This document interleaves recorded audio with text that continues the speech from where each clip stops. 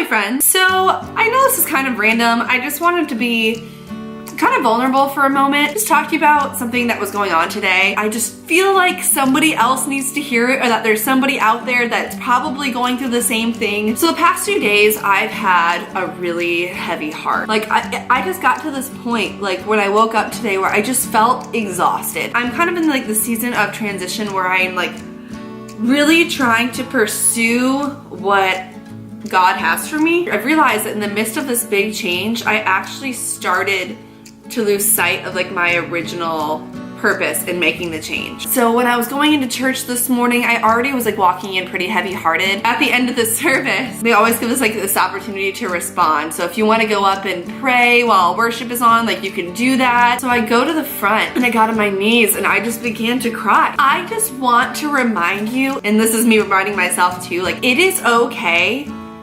to kneel before God and ask Him, like, God, like, remind me of who I am in you. Remind me of what this is all for. Remind me of why I am doing this. God, remind me of why I'm taking this risk. At church right now, we're studying Romans, and this really stood out to me. And this is from the Message versions. What I don't understand about myself is that I decide one way, but then I act another, doing things I absolutely despise.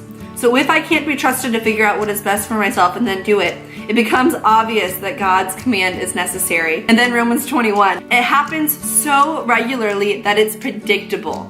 The moment I decide to do good, sin is there to trip me up. All of this to say, it's so easy during a time of transition where we know we're making the right decision, but there are always going to be things that are going to make us question our decision, and that it's going to make us believe that like possibly we've made the wrong choice. Those people like that are in your life, like, they probably love you so much and they just don't have your vision. They don't see it yet. They don't know what God's doing in your life. I feel like there's a little bit of shame that comes with that, which is why like I was so hesitant at first to be like, to just admit to the Lord, like, God, like, I don't know what I'm doing. Like, I'm trying to take the step of faith and I'm trying to do this, but like there are all these things that seem to be tripping me up. But what's so cool about God is that He's sitting there going, you were never meant to do this alone anyways. When we feel like there's shame going to God, you know that's not God putting that on you. And it's not to say that like the second that I went up there and was pouring out my life and was like, God, remind me of who I am in you again, that's very second I was like, woohoo, I'm free. But it did help me see my focal point again. It did help me go,